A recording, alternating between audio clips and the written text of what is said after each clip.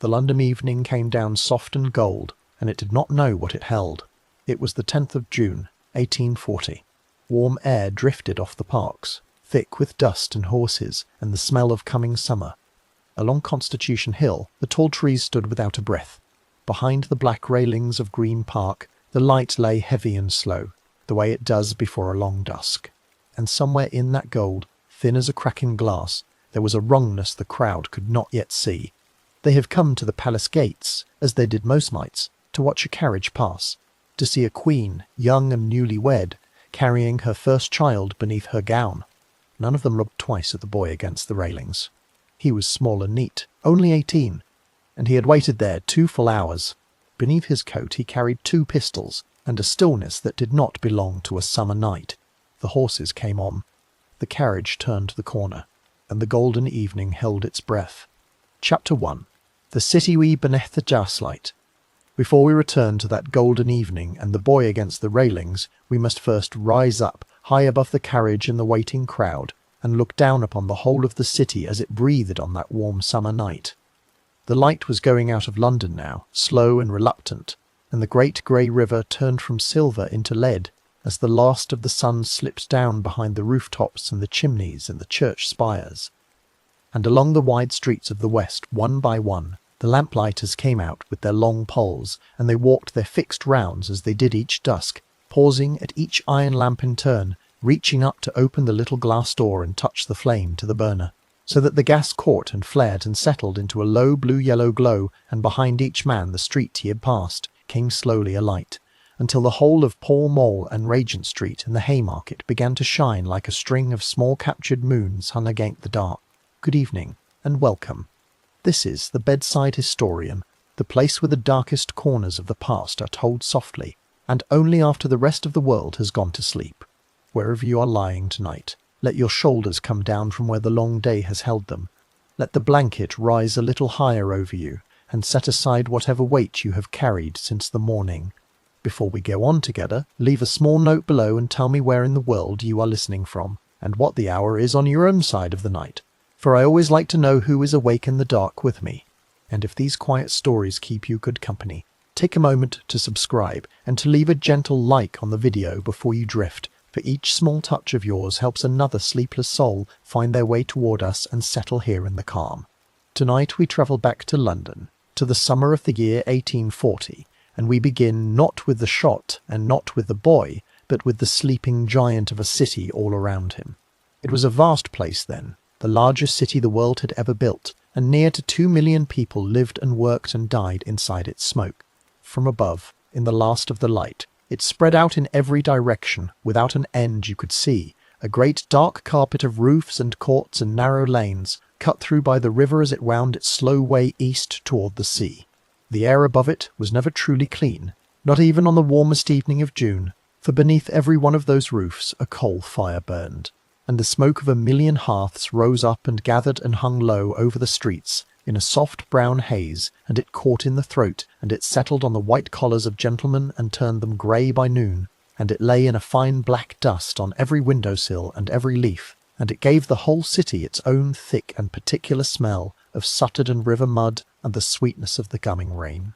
Down at the level of the streets the noise of the place never wholly stopped. All day long the great wooden wheels of carts and wagons had rolled and rumbled over the cobbles and the granite sets, and the iron shoes of 10,000 horses had struck the stone, and the drivers had shouted and cursed and cracked their whips, and the sound of it all had risen up between the tall brick houses like the roar of a sea that never went still. The horse omnibuses came heavy and swaying down the main roads, painted bright with the names of their routes, packed with clerks and shopmen riding home for their sixpence, and the hansom cabs darted between them, quick and light on their 2 high wheels, and the drivers sat up behind on their 2 high wheels, and the drivers sat up behind on their little perches and called down to the crossings to clear the way. And through all of this moved the people of the city on foot, in their thousands and their tens of thousands, the men in tall black hats and long coats, the women in wide skirts that swept the dirt of the road, the servants on their errands, the porters bent under their loads, and the children, barefoot and thin, who slipped between the wheels to sweep the mud from the crossings for the gentry and hold out a small hand for a coin. The streets fed the people, and they fed them out of doors and out loud. On every busy corner stood the costermongers, the men and women who sold their goods from barrows and baskets, and they cried their wares into the evening air until their voices cracked, calling out fresh oysters at 4p. the dozen, and hot green peas, and eels stewed in the pot with a ladle of the liquor, and watercress bought before dawn at the market, and sold in little bunches for a halfpenny, and baked potatoes kept warm in a little iron oven that glowed at the corner in the dusk. A quartern loaf of bread cost the better part of a shilling in a hard year, and it was the great worry of the poor, for wages were low and rents were dear, and a whole family might live in a single room in the courts behind the fine streets, paying 2 or 3 shillings a week for the privilege of a bare floor and a broken window. The rich dined late on many courses in the tall houses of the West, on clear soup and turbot and roasted joints and jellies and hothouse fruit and wine brought up from the cellar, and not half a mile away, in the crowded rookeries of St. Giles and Seven Dials, a child might go to bed on nothing warmer than a crust rubbed with dripping and a cup of weak tea gone twice through the same leaves, and the gap between the two worlds was as wide as the river and as quiet as a closed door. For this was a city, above all, of the very rich and the very poor, pressed hard against one another, sharing the same fog and the same water and the same church bells, and yet living lives so far apart they might have been in different lands.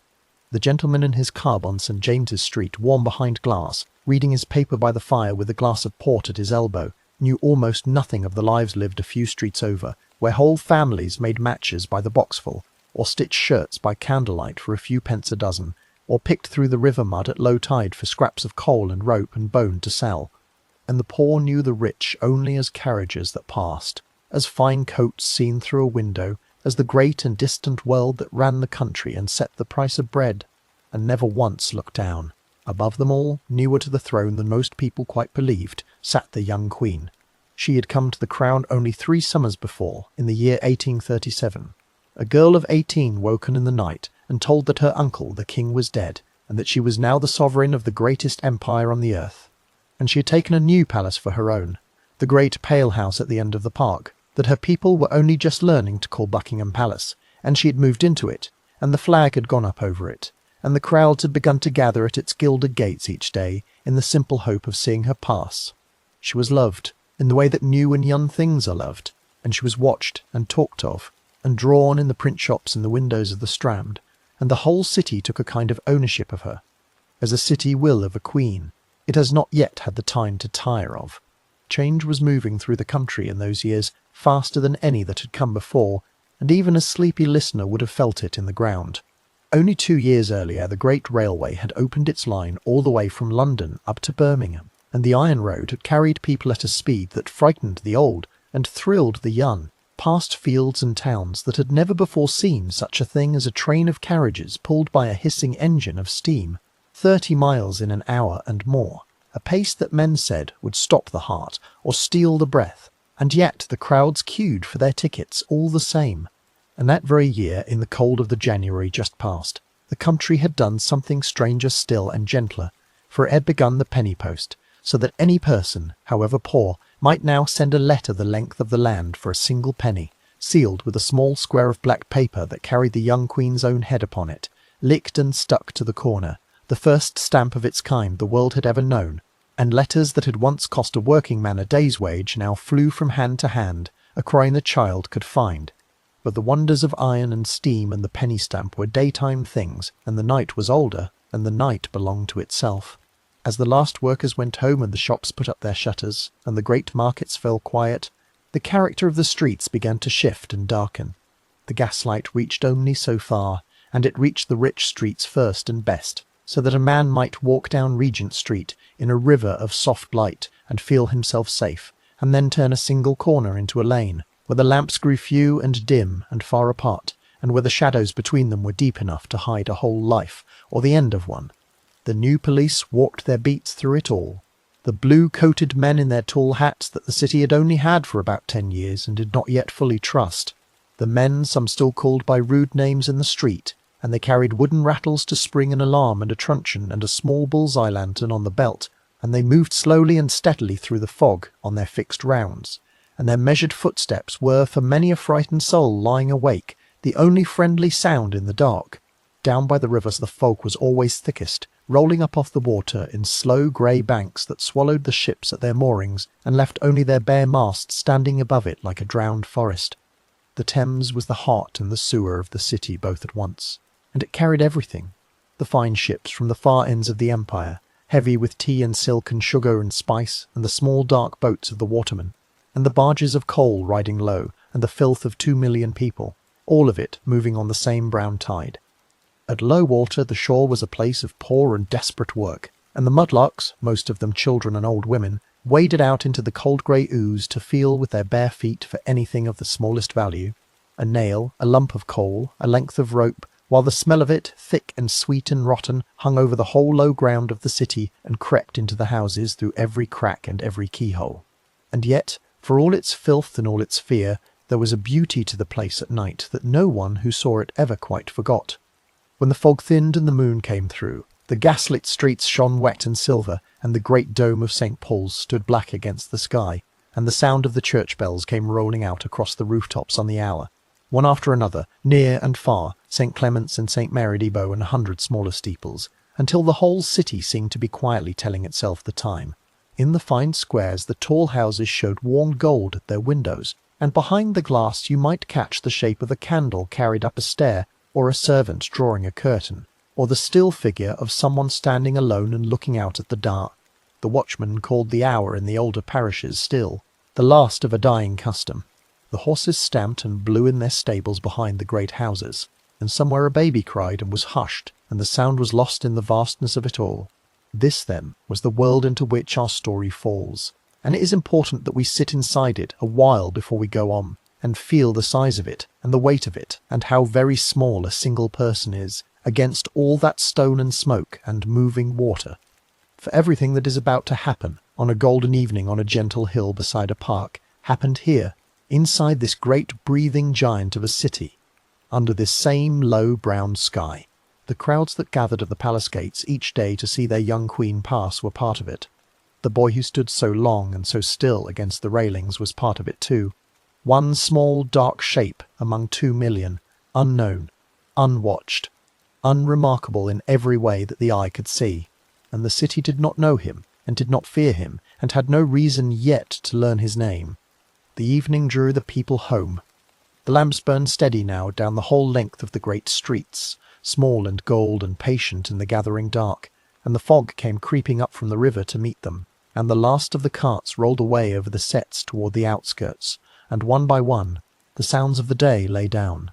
Far to the west, at the edge of the green park, the tall pale palace stood with its windows beginning to light, and its gates stood open to the road, and the black railings ran away from it along the quiet rise of Constitution Hill, wet and gleaming faintly beneath the nearest lamp, waiting in the warm and ordinary dark for the horses that came each evening down the hill.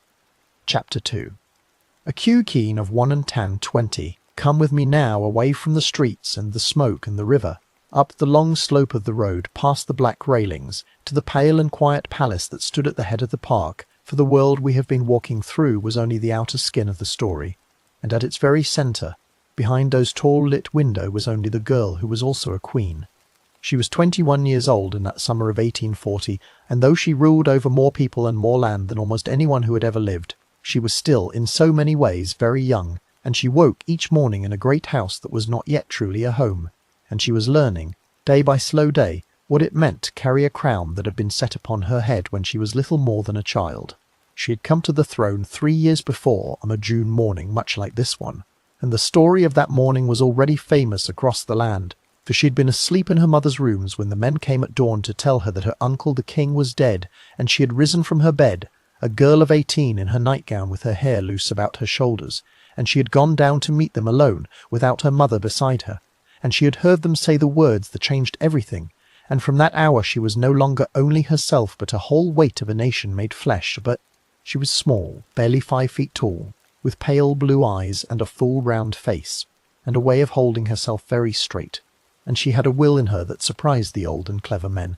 who thought a young queen would be easy to steer, for she had a temper and a long memory, and a great stubborn love of those few people she trusted, and she did not bend as readily as they had hoped.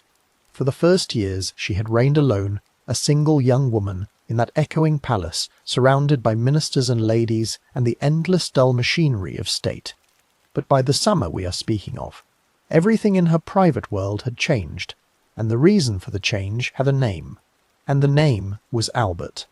He was her cousin, a prince from a small German land, a tall and serious and rather shy young man, with a fine handsome face and a mind full of art and music and machines and the wish to do good and useful work, and she had fallen for him with the whole sudden force of her heart, and she had married him only 4 months before, in the cold February of that same year, in the Chapel Royal at St. James's, with the snow lying in the parks and the crowds pressing wet and cold along the route to see her carried past. With the snow lying in the parks and the crowds press and sweat, she had written in her private book that night that she was the happiest being that ever existed. They were still, in the summer of 1840, very much two people learning the shape of a marriage, sometimes tender and sometimes stormy, for she was queen and he was not, and the question of what a husband should be when his wife wore the crown was a hard and tangled one that they had to work out between themselves in the quiet of their rooms, behind the closed doors that the whole watching court could not see past. And there was more, for by that June the young queen was carrying a child, her first, though the country did not yet openly speak of it, and she was some 4 months along, and the coming baby had begun to change the rhythm of her days and the care that was taken of her. She did not care for the whole business as much as she felt she ought, for she found the state of it wearisome, and the loss of her freedom hard, and she wrote as much in her diary, plainly and without much softness, that she disliked being so encumbered when there was so much she wished to do and to see. But the child was there, growing, unseen, beneath the fine wide gowns of the season, and it made every carriage that carried her along the open road a thing of double weight, for she carried not only the future of a dynasty, but the small hidden life that would one day be the eldest of her many children. The palace she lived in was newer to its purpose than the crowds outside its gates quite understood, for it had been a grand private house before it was a royal one, and it had been made over and made larger for the young queen, and it was still in many ways an awkward and unfinished place, with rooms that were too cold in winter, and chimneys that smoked and drains that troubled the household, and passages that led nowhere in particular. But from the outside, to the people who gathered each day at its gilded gates, it was a wonder and a symbol, the home of their queen, and they came in their hundreds simply to stand and look at the flag above it, and to hope that a carriage might roll out through the arch and carry her past close enough that they might see her face and lift their hats and cheer. This was the strange and tender bargain of the age, that the queen belonged in some way to the people, and that she must be seen, and that being seen was part of the very meaning of being their queen. And so she rode out. Nearly every evening when the weather was fair, she and Albert would take the air together in an open carriage, driving out from the palace and up the gentle rise of Constitution Hill and on into the wider parks, or away to visit her mother, the Duchess of Kent, whose house lay a little distance off, and the carriage they used most often that season was a low and light one of the German kind, a drotzky as she called it in her diary, open to the sky so that the people might see them in the bright of the bright. There was almost no guard to speak of, only a couple of outriders, and the postilions upon the horses, and perhaps a mounted attendant or two. For it had not yet entered the mind of the age that a queen driving through her own capital in the soft light of evening might have anything at all to fear from the crowds who loved her, and the whole thing was done in the open, gently, as a matter of ordinary custom, the way a family in a country town might take a turn about the green after their supper. Wherever you are lying tonight, hold that picture in your mind a moment. The low open carriage, the two young people side by side in it, the queen not yet 22 and the child she carried, the tall shy prince beside her, the horses stepping out through the summer dusk, the crowds along the railings lifting their hats, and no wall of any kind between them and the world, for it is the very softness and openness of that scene, its complete lack of fear, that makes what is coming feels consummate. They did not know. That is the heart of it. Nobody in that carriage, and nobody in that crowd, and nobody in that whole vast city carried in them the smallest thought that a queen taking the evening air might be a target, because such a thing had not happened in living memory, and the age had let itself forget that it was possible at all. Inside the palace, the days of the young queen ran to a full and busy order, for a sovereign's life was a life of papers and people from the moment she rose. They were the great red boxes of state that came to her each day, filled with documents she was meant to read and sign. Dispatches from ministers and reports from far corners of the empire, treaties and appointments and the endless business of a realm, and she worked at them with Albert more and more now. The two of them bent together over the papers by lamplight, for he had a patient and orderly mind, and he was slowly, carefully, making himself useful to her in the work of ruling. There were the audiences with her ministers, chief among them her Prime Minister, Lord Melbourne, the older man who had been like a father and a teacher to her in her first years on the throne, guiding her gently through the maze of politics with his easy charm and his worldly wisdom and his fund of stories. And there were the endless small rituals of the court, the dressing and the undressing, the dining in state, the receiving of guests and ambassadors, the music in the evenings, for she loved to sing and to dance and would keep her guests up late at it, and the whole slow clockwork of a royal household turning through its day, hundreds of servants below stairs keeping the great machine in motion. But for all its business and its splendour, it was in many ways a lonely life, hemmed in by rule and watched by many eyes, and the young queen had known real fear and real unhappiness in the years just past. For her path to the throne and the first troubles of her reign had taught her that the people who surrounded a crown were not always kind, and not always true. There had been quarrels and scandals that had wounded her and taught her caution, and there had been a bitter and difficult relationship with her own mother, from whom she had pulled sharply away upon becoming queen, and there had been the whole hard lesson that popularity was a fickle and shifting thing, for a crowd that cheered one year might jeer the next, and she had felt the chill of that lesson more than once, had heard herself hissed in the street, where once she had been cheered. Yet in this particular summer, newly wed and carrying her child and steadied at last by a marriage that was giving her something she had never truly had before, a private happiness and a partner of her own, she was as content and as settled as she had yet been in her short reign, and the storms of her first years had, which she had been in her short reign, and the storms of her first years had, for a little while, blown themselves out.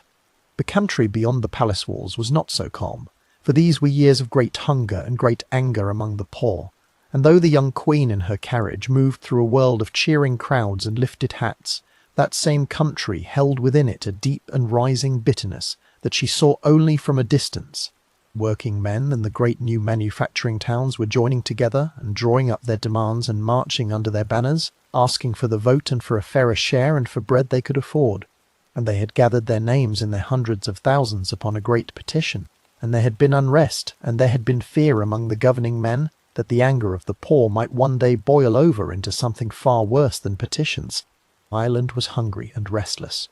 The workhouses, new and hard and hated, cast their shadow over the lives of the poor across the land, splitting husband from wife and mother from child behind their high walls.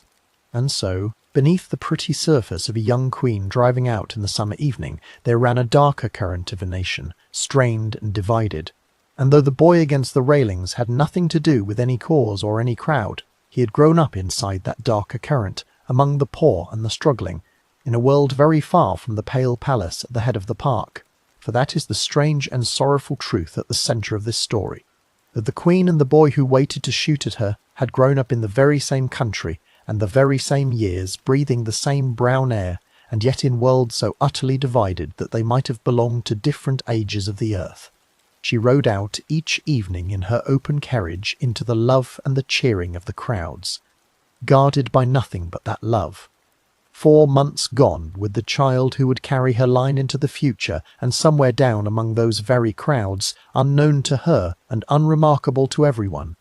there stood a small dark figure who had come from the workshops and the pubs and the crowded rooms of the poor, and who carried in his coat pistols and a head full of imaginary armies.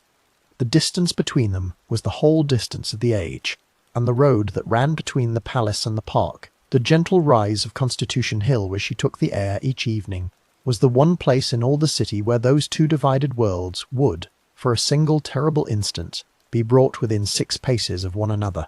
And it is worth pausing, before we leave the palace and go down to the hill, to hold in the mind the sheer improbability of what was about to be joined together. For here in this great pale house lived the most fortunate young woman in all the world, a queen and an empress, wrapped in wealth and love and the devotion of millions, guarded by the walls of a palace and the affection of a people, and yet the whole of that greatness and that safety could be undone.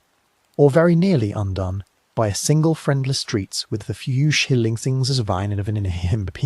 That was the strange and fragile truth that the age had not yet learned, that no wealth and no love and no crown could raise a person truly out of the reach of one determined hand in a crowd. And the young queen, happy and settled and beloved in her palace that summer evening, had no more notion of it than anyone else, and made ready for her drive with an easy heart. The evening we had been circling drew on toward 6 o'clock. In the palace the queen made ready for her drive as she had made ready on so many evenings before, and Albert was with her, and the low open carriage was brought round to the door, and the horses were put to, and the postilions took their places, and there was nothing in any of it, not one small thing, to mark this particular evening out from all the others. And down the hill, against the black railings of the Green Park, in the last of that heavy golden light, a young man who had been standing very still for close to 2 hours watched the great arch of the palace, and waited, with his arms folded over his breast, and his coat buttoned close over the weight it hid, for the sound of the horses and the turning of the wheels that came, most evenings, at just this hour.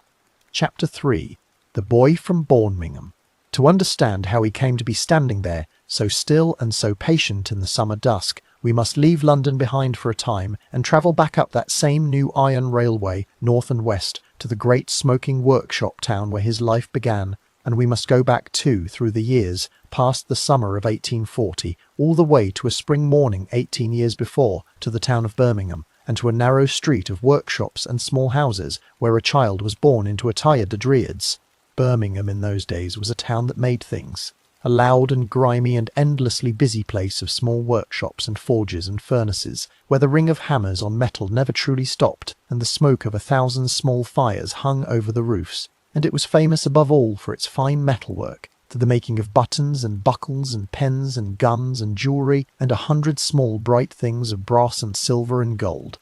It was a town of skilled hands and close, hot rooms, where a whole trade might be carried on by a single family and a couple of upstairs chambers, the father at the bench and the children fetching, and the work passed from house to house down the same street until it was finished, and the air of it smelled of hot metal and coal smoke, and the acrid bite of the acids the platers used, and the whole place hummed and clinked from before dawn until long after dark. And into this world of metal and fire, on a spring day in the year 1822, in a house on Mary Ann Street, a boy was born and given the name Edward, the third of what would in time be 7 children, though not all of them would live.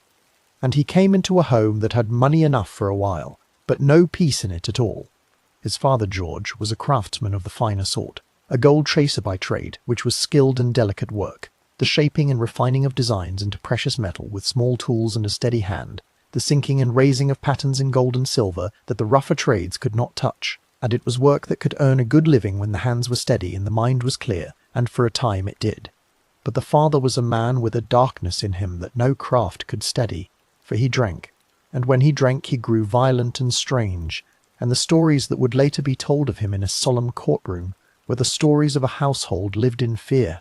He beat his wife Hannah, and he starved her at times, and once he threw a pot at her that struck her and left a scar she carried on her face for the rest of her days, and he did wilder things still, for it was said that he once rode a horse straight into the parlour of the house, driving the frightened animal in through the door as the family scattered, and that on another dark occasion he tried to take his own life with a draught of laudanum, that thick and bitter tincture of opium that so many in that age used to dull their pain in their saids least, and if that's still simply could for the family, in short, was not a happy one, and the shadow over it was old, for the father's own father, the boy's grandfather, had been a sailor who had ended his days confined for a sickness of the mind, treated for what the men of the time called a complaint in the head, kept for a while in restraint, and so the darkness ran back through the generations like a thread that would not be cut. The family carried another mark of its history as well, for generations backed far off in time, enstaved in another, and the blood of that man ran on in his children and his children, so that the boy's father and grandfather were both of them darker in the skin than most of the Chadens, so that the boy's father and grandfather were both of them darker in Janans, in the most of their neighbours, and the boy himself, though fair enough to pass to unremarked in crowd, caddered that long journey in his more and had a in the the boy was strange almost from the start, or so those who knew him would later say, for he was a child of sudden and violent moods, and he would fly into rages and destroy whatever was near him, breaking and tearing and striking out, and stranger than the rages was a habit that frightened people more, for he would weep without any cause that anyone could see, sobbing as though his small heart were breaking, and then in the very next moment he would burst into wild and helpless laughter that went on and had no reason behind it, a laughter that made it a groan for Muninid. He was clever enough, quick to learn when he cared to, quicker than many, but he could not hold his mind still upon anything, and he could not be trusted among people, and his mother, who loved him and feared him both, was driven at times to shut him away, and there is a sad small detail that has come down to us, that when she kept a little pastry shop for a while to earn their bread, she would put the boy down in the cellar beneath it, in the dark among the flour sacks, out of sight of the customers, so that his sudden fits of weeping laughter right in the door. When the boy was only 7 years old, the darkness in the house came to its end, for the father died, and though his death must have brought a kind of hard relief, it left the mother alone with her children, and very little to live on, and the family, who had by then come down to London, was cast into the long struggle of the poor, moving from lodging to lodging across the river districts, the mother taking what work she could find, for a while running her little food shops, always with the difficult boy at her, at Waping House for a banker, for outward straps, life living with bliss a big car at heft agik. And as he grew, the family did what poor families did with a son who needed to be set to earning as soon as his hands were big enough, and they found him work, first with a tailor when he was a boy of 9, sewing and fetching and running the needle, and later, when he was 14, they sent him out to an aunt who kept a public house, an inn called the King's Head in the village of Hounslow, to the west of the city, out along the great coaching road, and there the boy learned the only real trade he would ever have, the trade of the pot-boy. Now the life of a pot-boy is a thing worth pausing on, for it was the ground on which this whole story was quietly built, and it was the world the boy moved through for the rest of his short free life. A pot-boy was the lowest of the servants in a public house, a lad who did the endless small heavy work of the place, and it was work that filled every hour and paid almost nothing beyond a bed in the loft, and his food and a few coins in the hand. He carried the pots of ale and porter out to tables and the drinkers, dozens and dozen them through the long evening, foaming pewter measures balanced 3 and 4 to a hand, and he gathered up the empties and washed them in the trough, and he swept the sawdust from the floor and laid down fresh, and he ran to the cellar and back 100 times a night, and he tapped the great wooden barrels and fetched the coal and trimmed the lamps and cleaned the pewter until it shone and was shouted at by the landlord and teased and cuffed by the customers and worked hound and night. It was a life lived in noise and smoke, and the sour smell of spilled beer and pipe tobacco, among labouring men drinking away their week's wages in a night, and it was a life at the very bottom of the working world, but it was honest work, and it kept a boy fed and off the street, and for a lad from a broken home with a strange and troubled mind it was as much as anyone expected him ever to get. But the boy could not hold even this, for the same doctor Miss McGreese and priest in blank. It is some public house, and if he taken on at some public house, and for a time all would be well enough, and then the strangeness in him would break out, the sudden laughter in a customer's face, the flashes of temper, the odd cruel jokes that no one asked for naste, for no rising. Sta turned in an instant from weeping to fury to that same reed de malds and nerve to set another exadward. Somewhere in these years, too, there grew in him a strange and dangerous fascination, for he became, by the accounts of those who knew him, obsessed with firearms and with gunpowder, drawn to the pistol and the flash, and the smoke and the smell of it, and this fixation sat in his troubled mind alongside the rages and the laughter, and this fixation sat in his troubled mind alongside the rages and the laughter, and slowly, quietly turned towards something darker than a boy's ordinary daydream. And it be one is a speen hit at a tend weights body in mind of the hode, in the line lam it had a rekind. And the silt sprained to fall well and numb the very fire of a pains honest again honest that she and is but the furicanny of it for a minute to fobject quabalo ped him back come and the enter bigger with it at the Vatican. And through all these drifting years the boy lived in the poorer districts south and east of the river, in the crowded lodging streets where the working poor of the city were packed close, in rooms let by the week to whoever could find the rent, moving on when the money failed or the temper of a landlord turned, and it was a hard and shifting and rootless life. The life of thousands of young men like him in that great city, with no trade of any real worth in the hand, and no family of any real strength, at the back and nothing much between a man, and the street at the bit back to the but not that mouth and mind him what would a bird tread lamb each night. He had his mother, who loved him for all his strangeness, and took him in, and put him out, and took him in again. And he had his sister and her husband, with whom he lodged at times, but he made no friends to speak of, and kept no company. And he passed through the taverns and the streets as solitary and a watchful figure, always a little apart, always a little strange, a young man, whom the world had never given any good reason to love it, and who had never learned how to make the world love him. And all the while, beneath the drifting and the odd jobs and the moods, that other thing was growing in him quietly. The hunger to be more than he was, the sense that a great and shining destiny was owed to him and was somehow being kept from him, and it fed upon his loneliness and his idleness and his failures, until it swelled at last into the strange paper dreams and the stranger deed that would carry him onto the hill. For he had no one watching over him, since his mother had gone up to Birmingham on one of her visits to the family, and left him more or less alone in their poor lodgings south of the river in the district of Camberwell, and he was 18, and idle and strange and bitter, a young man who had drifted to the very bottom of the great city with nothing to his name but a few pounds in his pocket, a head full of firearms and half-formed dreams, and the deep and gnawing conviction which had been growing in him for a long time that he would not flape that it was in this state, unemployed and unwatched and burning with a grievance he could not even have named, that the boy from Birmingham turned, in the last 3 weeks of his life, to the two things that would carry him at last onto that hill beside the park, to the making of a great imaginary world in which he was a leader of armies, and to the quiet purchase, with a portion of that dismissal money, of a pair of pistols. Chapter 4. 2 pistols in a curate shop. Before he ever bought the pistols, he built himself a kingdom out of paper, and it is worth going slowly here into the strange working of that troubled young mind, for this was the part of the story that would later frighten a whole nation far more than the shots themselves, and it tells us more about the boy than any pistol ever could. Alone in his poor room in the weeks before that summer evening, with no work to fill his days, and no one to tell him otherwise, he had begun to invent, in careful detail and in his own neat hand, an entire secret society that did not exist and had never existed anywhere but inside his own head, and he had given it a grand and stirring name, and the name he chose was Young England. On paper it was a mighty thing, a whole revolutionary army sworn to some great and shadowy purpose, and he wrote out its rules with the seriousness of a man drafting the laws of a nation. 11 rules in all, and he set at the head of them the rule that every member of the society must be armed with a brace of pistols, a sword, a rifle, and a dagger, as though he commanded whole regiments, waiting only for his word.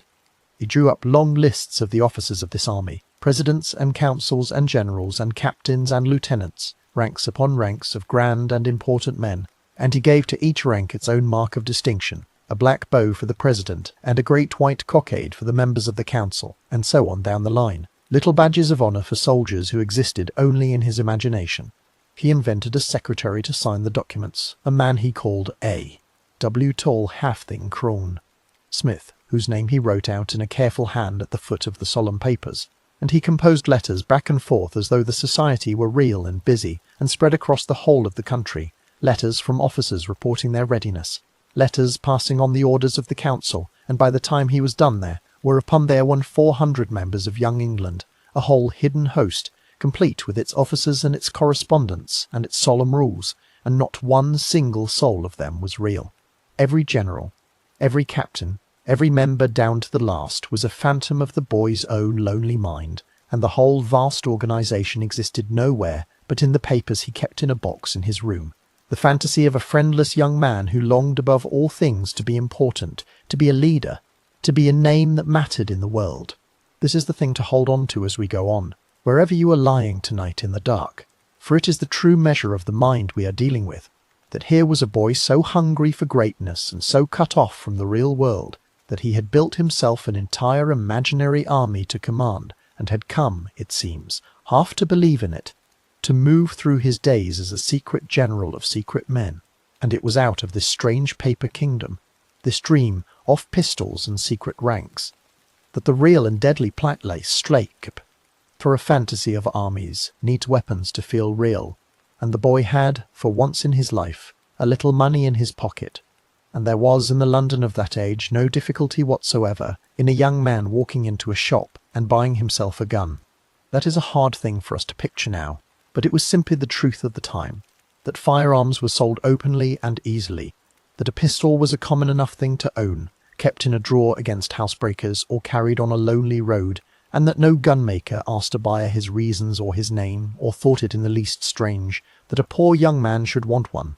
And so, only a few days after he was turned out of the Hog in the Pound with his dismissal money in his pocket, the boy went out and did the thing his Paker army required of its members, and he bought himself not one pistol but two, a matched pair, and with them a flask for the powder and the other small furniture of the shooting man, spending a good part of his small store of money on the purchase, and he carried them home to his room south of the river, and the fantasy took on, all at once, a weight of iron and a smell of gunpowder, and it was no longer only a thing of pape. The pistols he bought were of the older kind, flintlock pistols, for this was still, in 1840, the age of the flint and the spark, before the newer and surer weapons of later years have come into common hands, and it is worth understanding how such a pistol worked, for it matters a great deal to the story that comes after. A flintlock was syntheritied. In criting his stentig, and batten pals what a charge of powder down the barrel, and ram a ball down upon it, and then prime the little pan beside the touch-hole with a pinch of finer powder,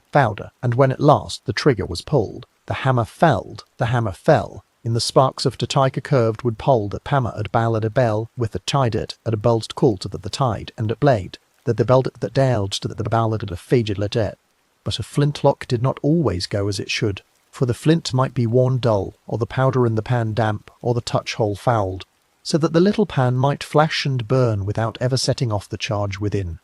a thing that happened often enough among shooting men to have earned its own name.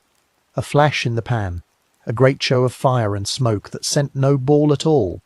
and whether or not a ball ever flew from the boy's pistols on that summer evening would become, in time, the single most important question in the whole affair, argued over by grave men in a court of law for 2 long days, for no ball was ever found, not in the road, not in the garden wall, not anywhere at all, and to this day no one can say for certain whether the pistols the boy fired were loaded with lead, or whether they held nothing but powder and the dream of murder.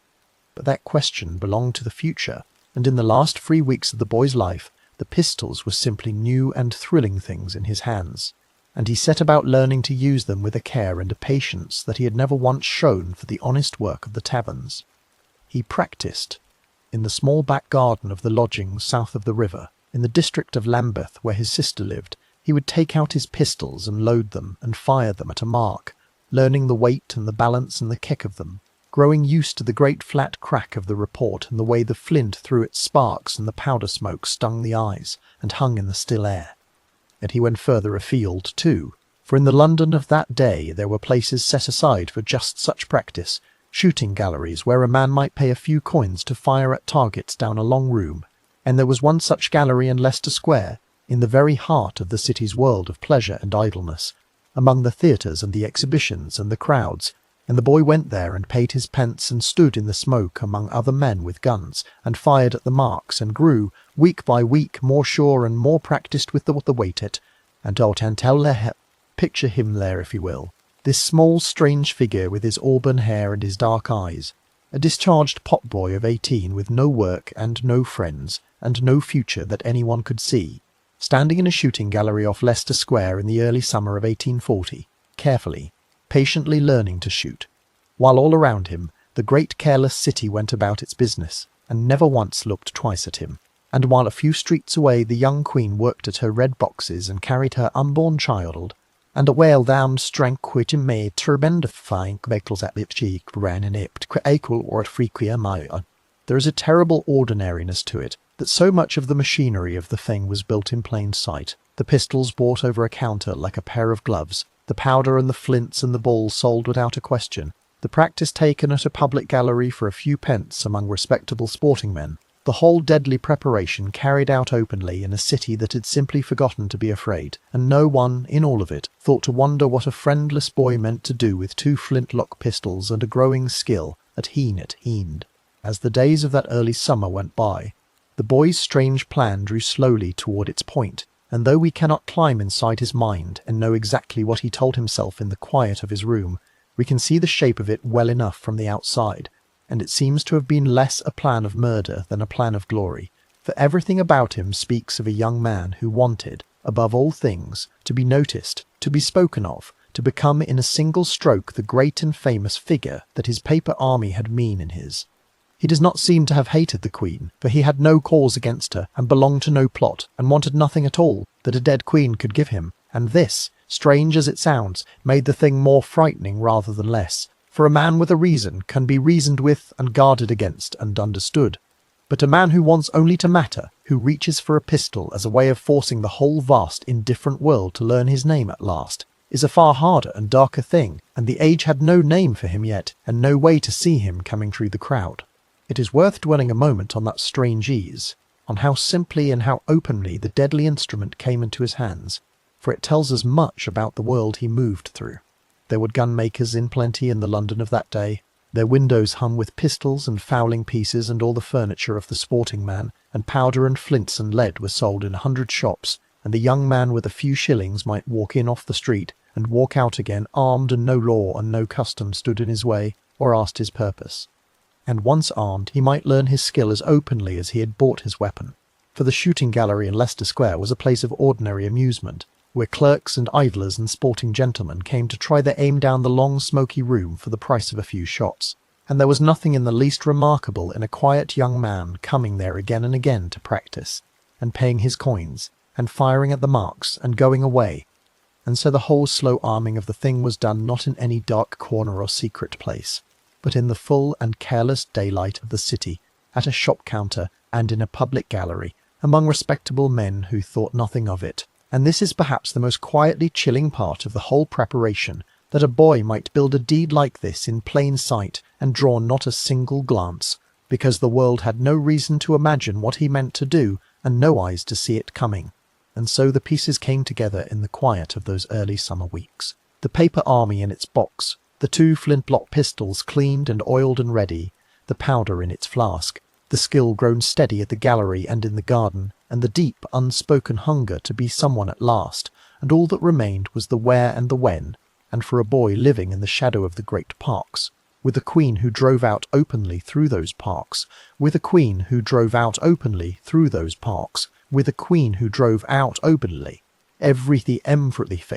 He had only to choose his day, and to walk up to the black railings that ran along the green park beside the gentle rise of the hill, and to wait among the ordinary crowd of onlookers who gathered there each evening in the simple hope of seeing their Queen go by, and to stand very still with his coat buttoned close over the iron he carried, and to stand very still with his coat buttoned close over the iron he carried, and to listen for the sound of the horses and the wheels coming down from the palace, in the heavy golden light, which was exactly what, on the evening of the 10th June, in Giant's China fights hard. Chapter 5. The Long Wheat by the Railings. The 10th of June came up warm and bright over the great city, an ordinary summer day like 100 others, and it is one of the quiet cruelties of history that the days on which terrible things happen so rarely announce themselves, for the sun rose that morning over the smoking roofs exactly as it always did, and the milk carts rattled through the early streets with their clanking cans, and the markets filled and emptied, and the church bells rang the ordinary hours, and the 2 million people of London wondered about the small boy they did that neckest, that's a bit schweigt, is it? And somewhere south of the river, in the poor lodgings of Camberwell, a young man rose in an empty house, for his mother was still away in Birmingham, and his sister was at her own home elsewhere, and he made his preparations alone, in the quiet, with no one to see him, and no one to stop him, and no one to stop him, and no one in all the world to ask him where he was going with such a thing hidden under his coat. We do not as thought as he dressed that morning, in not know his thoughts as to Waffy. Unguarded them, with powder at the least, and perhaps with so carefully, and he loaded them, with powder at the least, and perhaps with ball, and he made them ready to fire, and he hid them beneath his coat against his breast, and then he left the lodgings and stepped out into the bright morning, and began the long warth and warth across the whole breadths of the city, toward the palace, a small neat figure again, dark eyes made his to stick a bed asked. He crossed the river by one of the great bridges, over the brown tide with its forest of masts and its slow-moving barges, and he walked on through the streets of the west, past the shops with their goods set out, and the fine houses with their swept steps, and the costermongers crying their wares from the barrows, and not a single soul in all that long journey looked at him twice, for there was nothing whatever to see, only a poor young man walking with his hands in his coat, one shadow among the million shadows in the moving crowd of an ordinary day. He came at last to the place he had chosen, and it was as gentle and as open a place as could be imagined for such a purpose, for it was the green park, the wide and pleasant stretch of grass and old trees that lay between the palace and the busy streets, a place where the people of the city came to walk and to breathe, and along its edge, beside the road that climbed the slope men called Constitution Hill, there ran a long line of black iron railings waist-high with points, dividing the soft grass of the park from the road, and here, against these railings, close by the path, the boy took up his place and settled himself to wait, and it was, by the reckoning of those who pieced the day together afterward, still early in the afternoon when he arrived, which meant that he stood there in that one spot for something close to 2 hours, waiting, watching the road and the great arch of the palace at the head of it, while the sun moved slowly down the sky and the shadows of the plane trees lengthened across the grass and the light thickened toward gold. Think, if you will, of what those 2 hours must have been, for they tell us as much as anything in the whole story about the strange and settled darkness that had come over him. He did not pace or fidget or lose his nerve and slip quietly away, as a frightened or an uncertain person might have done a dozen times over in 2 long hours, but stood his ground, hour upon hour, with the patience of a man who has made up his mind past all changing and past all fear, his coat buttoned close over the weight of the pistols, his eyes fixed up the road, waiting for the one sound that would begin it all, the ring of hoofs and the roll of wheels. And all around him as he waited, the ordinary life of the park went on in the warm afternoon.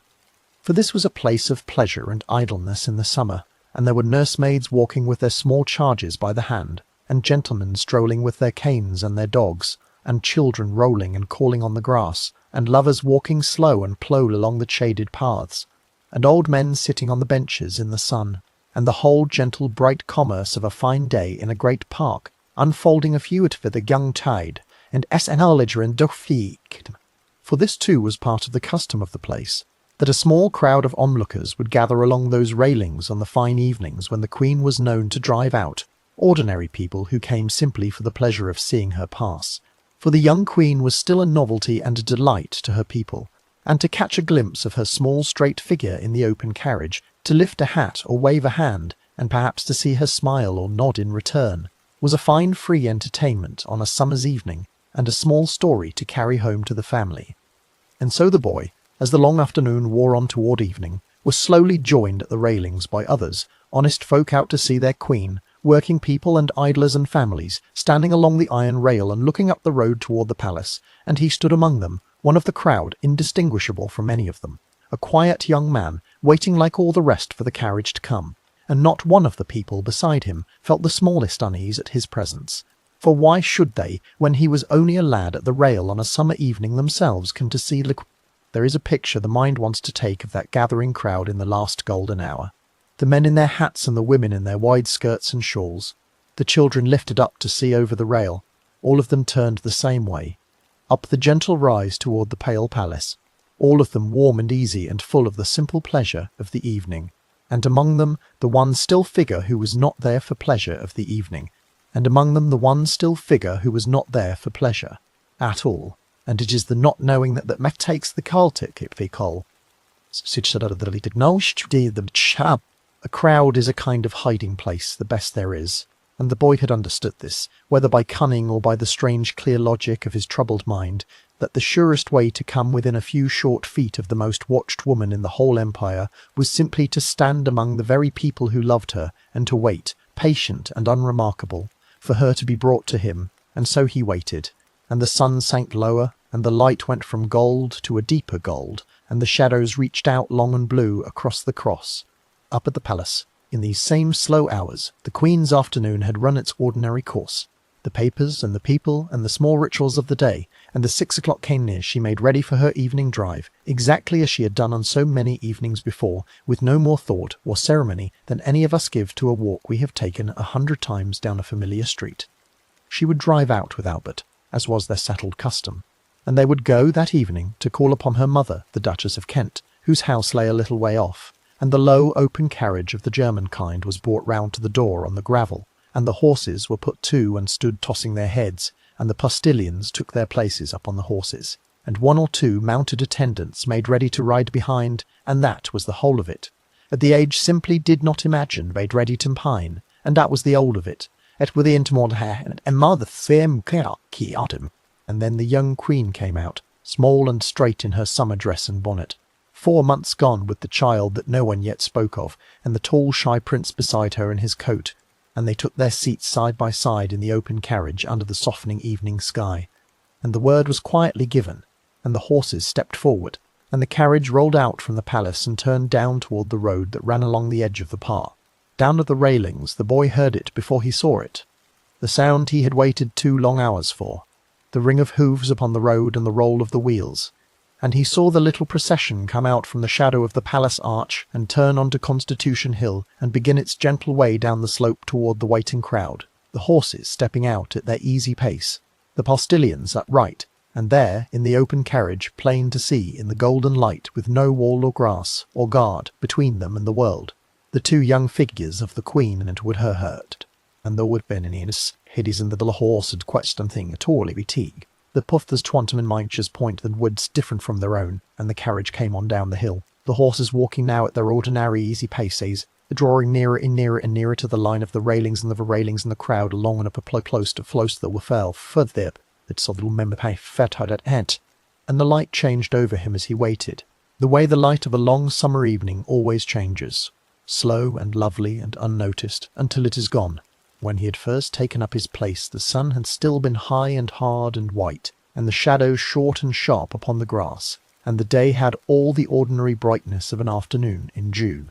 But hour by hour the sun sank down the western sky behind the great trees, and the light went softer and warmer and lower, and it lengthened the shadows out across the park until they reached long and blue and cool from every tree and every railing, and it turned the pale face of the distant palace to a deep and glowing gold, and it lay thick as honey along the road and the grass and the black iron rails, so that the whole gentle scene seemed to warm and to deepen and to fill with a heavy golden peace as the evening came on. It was the most beautiful hour of the whole long day, the hour the poets loved and the painters chased, the hour when a summer evening in a great green park seems to hold its breath in beauty before the dusk. And the boy stood inside all that gold and all that gathering loveliness, as still and as dark and as patient as a stone, waiting, while the light that he would never truly see poured itself out over the world around him. In here, but the Queen turned a little later of the homs of the side. Her pride sput en my hap to lefting the with head the side for the seminate, that printed prence to put the scenting of Wales into the cake and dole to the summit be the whale lift of a gride and a rail can a browse to a break. Chapter 6. The Mevening Breaks. It began with a sound, a single flat crack that tore across the warm evening and struck the whole gentle scene like a hammer struck against glass. So loud and so sudden and so utterly out of place in that soft golden hour that for a long strange instant not one person along the railings understood what they had heard. The Queen herself, riding easy in the open carriage with her head turned a little to one side, was deafened by it, and would write afterward in her own plain hand that the report was so loud that she and Albert were both quite stunned where they sat, and the horses, frightened by the great flat bang so close beside them, threw up their heads and half plunged in the traces, and the carriage lurched and slowed and near stopped in the road, and in that first raw second the whole world simply hung the grey smoke drifting sideways, the sound rolling of Sherrock's singers. For the boy had done it. As the carriage came abreast of him, he had drawn the first pistol and taken his aim across the few short paces of summer air and fired straight at the young Queen in her open seat, and the flint had struck its spark and the powder had flared in the pan, and the pistol had gone off with that great flat crack and a cloud of grey smoke, and whatever the pistol held, whether a leaden ball or nothing but powder and flame, the shot flew wide or flew high or flew high or flew nowhere at all, and the Queen was not touched, and she sat there stunned by the noise and I night had it quite his life dipped. And the boy, in the strange calm that had held him through all his 2 hours at the rail, did not run, and did not falter, and did not so much as step back, but stood his ground in the drifting smoke, and, by one account, called out coolly that he had another, and drew the second pistol from beneath his coat, and made ready to fire again at the carriage before him. In the carriage, in these few flying seconds, it was the prince who moved first and moved fastest. In Walter de Maistreet and Klimp's, the small figure at the rail with a pistol raised, and he understood before she did what was happening, and he did the one thing that a husband could do in such a moment. For he threw his arm about her and turned his own body toward her, and pulled her down and against his side. And he cried out to her in the plain human words that have come down to us all the years, "By go to not be a amk with glastic neck." And the Queen, who had a real courage in her that would show itself again and again across the long years of her reign, was not, by her own account written that very night, in the least frightened, and even as her husband pulled her down she was more troubled for him and for the child she carried, than for the shelt she carried, than for herself. And when the second pistol cracked out across the road, as loud as the first, its shot too flew wide and struck nothing and no one, passing over their heads or off the older kind. And then, all at once, as suddenly as it had frozen, the whole scene came violently back to life. For the spell of that first stunned instant broke, and the full meaning of it crashed down upon the crowd along the railings, and there rose up a great confused roar of horror and of rage, and the people who a moment before had been lifting their hats in glad welcome now flung themselves as one body upon the boy who stood in the smoke, with the spent pistols still in his hands. It was a bystander who reached him first and seized him, a man close by who grabbed him fast, and then others, many others, closing in around him in a furious knot, wrenching the pistols from his grasp and gripping his arms and his coat and his collar, and the crowd's fear turned in an instant to fury, and there were shouts, terrible shouts, voices crying out to kill him,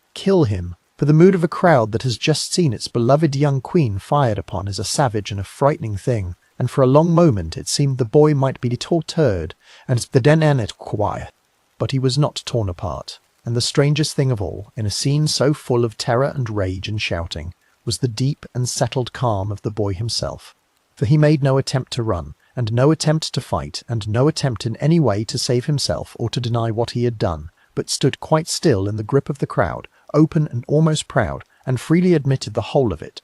declaring plainly and even eagerly that it was he who had done it, that he was the one, as though he had baited all his life to say there's a centre of the bait of the way. When the constables of the new police pushed their way through the seething crowd and took hold of him to make the arrest, he did not struggle with them either, but observed to the officer who gripped his collar, with a coolness that would chill everyone who later heard of it, that there was no occasion at all to use violence, as calm and as unbothered as if he had been stopped over some small matter of the street, and he was led away through the roaring, pressing crowd toward the safety of the police court.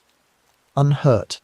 unrepentant, entirely terribly what he had done. And what of the carriage in these wild moments, and the two young people at the very heart of it all? Here again the age shows us something of its character, for the prince, seeing that the assailant was Sailet Rugtiz, tend and not order the carriage turned and driven in haste back to the safety of the palace gates, as fear would have counselled any man, but instead directed the postilion, in a voice held as steady as he could make it, to drive on as though nothing at all had happened, onward toward the hound, the cordoned, in the horden bedendov, and scubbelden, with a stumble at oes, had as this as had first hit the spurst, and in tentet, so it wasn't that blinker with the bee from Rithkundi. It was a decision of great coolness and great wisdom, for it showed the watching city and the watching crowd that the Queen was unharmed and unafraid, and would not be driven from her own streets by a boy with a pistol, and word of it ran through London that night faster than any messenger could carry it, that their young queen had been fired upon on Constitution Hill and had driven calmly on untouched and undaunted, and the city's fear turned, almost at once, into a great rising flood of love and relief and loyalty. For the Queen understood, young as she was, something deep and true about the ancient bargain between a sovereign and a people, and rather than shut herself away behind the palace walls after such a fright as her anxious ministers in their care might well have wished, she resolved to do the very opposite, and she made it her business to be seen, openly and calmly, and soon, so that no one in all the land might think her cowed or frightened by what had happened. Immediately to these night did not nothing. The boy, meanwhile, was carried off through the streets in the grip of the constables toward the police court, and a great part of the crowd went with him, pressing and shouting and craning to see the young man who had done such a thing, so that the whole seething mass of it moved together through the evening streets like a single angry animal, and word ran out ahead of them from mouth to mouth faster than any of them could walk. For this was how a city learned its news in that age. Not from any wire or any machine, but from the living voice, passed from the man who had seen it to the man who had not, from the crowd to the passer-by to the tavern to the supper table, growing and changing a little with every telling, and within an hour of the shots the tale had run out, across half of London, that the Queen had been shot at upon Constitution Hill, that a boy was taken, that she lived, that she was unhurt, that she had been shot. At the police court the boy was examined that same evening, and there too he was calm and open and free with his answers, giving his name and his story and hiding nothing, and the officers wrote it all down and marvelled at the coolness of him, this friendless lad who seemed almost to swell and warm beneath the weight of all the attention he had so suddenly won, Out in the streets, as the news spread and the dusk came down, the mood of the city turned from its first cold fright into something warmer and louder. A great spontaneous outpouring of relief and loyalty, for the people had been frightened for their young queen, and now they knew she was safe, and the feeling had to go somewhere. Crowds gathered of their own accord before the palace gates and cheered until they were hoarse, hoping for some sign of her at a window. And in the days that followed, the loyal addresses came pouring in from every corner of the land, from the great cities and the small country towns alike, from guilds and churches and councils and clubs, all of them declaring their horror at the outrage and their thankfulness at her escape, and their steadfast love for her person, until the papers could scarcely print them all. Some houses set candles in their windows that night in the old way of rejoicing, small flames of loyalty pricking out along the dark streets, and the taverns drank her health past midnight, and the whole affair, which had begun in terror on a quiet hill, was turning already, even before the boy had slept his first night in a cell, into a great swelling festival of love for the Queen who had faced a pistol and driven calmly on. And so the immediate danger passed as quickly as it had come, and by the time the last of that long golden light had drained from the western sky, the Queen was safe within her palace once more, unharmed and steady, and the boy was shut up in a cell at the police court, calm and talkative and pleased with himself, and the crowds had gone home to spread the tale through every street and tavern in the city, and the smoke had long since blown away from the slope of Constitution Hill where the black railings stood, had always stood, and the grass of the cart. Give it the dusk, I would aid there is there for thee. But the affair was very far from over, for a queen had been shot at in the open street, in the very heart of her own capital, and such a thing could not simply be swept away with a powder smoke. And even as the boy sat calm in his cell and the Queen took her rest behind palace walls, the great machinery of the law and the state was already grinding into motion, and men in offices were already asking the first and coldest and most frightening of all the questions the affair had raised, which was not why one poor boy had done such a thing, but for where reg it. Chapter 7. The Papers in the Ninty Room. The question hung over the whole city in the days that followed, sharp and cold beneath all the relief and the loyal cheering, for a great and dreadful possibility had opened up the very moment the shots were fired, and it was this: that the boy at the railings might be no lone and friendless madman at all, but the visible edge of some vast and hidden thing, the first reaching hand of a great conspiracy come at last, to strike down the young Queen, and until that question, then truly est it and it but. And so while the boy sat in his cell, calm and strangely content, giving up his name and his story with an openness that unsettled every man who questioned him, the officers of the law went at once to the one place that might tell them the truth of what they were facing, and they made their way south across the river to the poor lodgings where he had lived, and they went into his empty room, and they began to search it from floor to ceiling. The room they searched was the mean and ordinary room of a poor young man, the kind of room that could be found by the tens of thousands across the great city, and there cannot have been much in it: a bed, a chair, a washstand, the few poor possessions of a discharged pot-boy with no work and no money, and at first, perhaps, it must have seemed that there was nothing there at all to explain the terrible thing that had happened that evening on the hill. But then they found the box. Somewhere among his few belongings there was a box, and when they lifted its lid and looked inside, they found not the ordinary keepsakes and rubbish of a young man's life, but something that made the blood of every official in the land run cold. For the box was full of papers, and the papers, when they were drawn out and read by candlelight, spoke of an army. Here were the rules of a great secret society, 11 of them, set down in a careful and deliberate hand, the very first of them declaring that every member should be armed with a brace of pistols and a sword and a rifle and a dagger.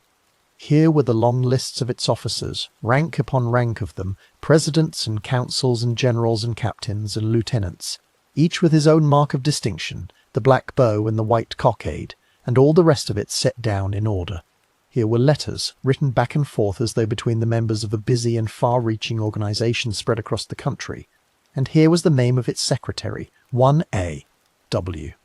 Smith signed to the solemn documents, and here, adding up all the ranks and all the members named across all the many papers, was the terrible sum of it, that this society, this young England, appeared to number more than 400 men, 400 armed and organised and sworn conspirators, spread who knew how far across the whole of the kingdom, and the boy at the railings, it now seemed, was one of their number, perhaps even a leader and a commander among them. You can imagine, wherever you are lying tonight, the ice that must have gone through the men who first read those papers by candlelight in that poor South London room, for they had come looking to lay a fear quietly to rest, and had instead, so it seemed, uncovered a living nightmare. The very proof of a hidden army, 400 strong, sworn to arms and aimed. It now plainly appeared, at the very life of the Queen, and the fear ran outward from that little room like a crack running fast through ice, up through the officers to their masters, and up through the masters to the ministers, and up through the ministers to the highest men in all the land, and there was a real and serious dread in those first days that the shots on Constitution Hill had been the opening move of a great and long-planned rising, that somewhere out in the vast dark city 400 armed men were waiting on the word of their secret council to act, and that the young Queen so aid tear in trife hoped pight. And yet the whole terrible edifice, so frightening at the first glance, was in the end made of nothing at all. For as the officers and the lawyers bent over the papers of young England in the days that followed, tracing its named members and hunting its secretary, and searching the city for the 400 armed men and the great hidden council, they came slowly, and then all at once, to an extraordinary truth, that there was nothing whatever there to find, that the many letters written back and forth between the members were all of them written in a single hand, and that the hand was the boy's own, and that the secretary A. W. Smith, who signed the grave documents, did not exist and had never existed anywhere, and that the presidents and the generals and the captains and the 400 sworn members, every last one of them, from the highest officer to the lowest recruit, were phantoms, invented, imaginary, the creatures of one lonely and disordered mind, and that young England, the great secret army that had for a few days frightened the whole government of the greatest empire on earth, was a thing of pure paper, a fantasy, the boy had built alone in his poor room, to feed his head.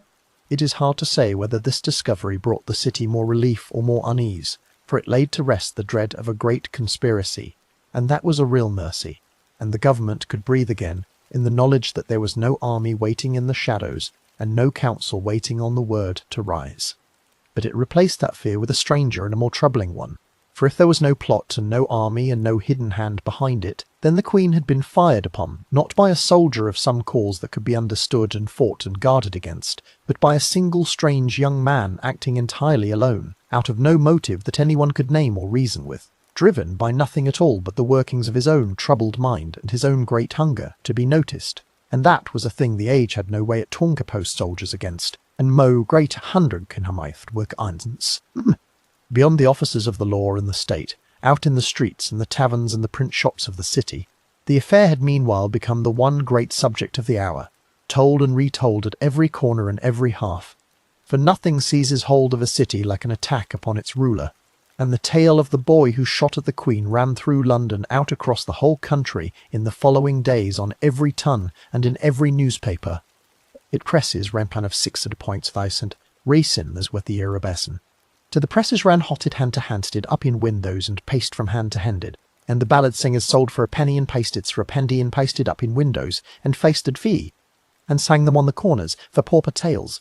The whole affair passed swiftly into the common talk of Nabaddy age, so mo's bade, so mo rowd vels, so vilonin, so veld, so bebel the zedavil to be in of. He had wanted, above everything in the world, to be noticed, to be spoken of, to have the whole nation learn his name, and in this one dark thing at least, he had succeeded beyond any dream he had ever dreamed, for there was not a street in London where his name was not spoken that week, and not a newspaper that did not carry it, and the friendless potboy whom no one had ever troubled to look at twice was, for a few strange summer days in the year 1840, the most talked-of person in the whole of the land. To understand why grown and sober men could be so frightened by a box full of the lonely boy's papers, we must remember the temper of the age in which they lived. For these were fearful years for the men who governed, years that lay in the long shadow of great upheavals abroad and great unrest at home.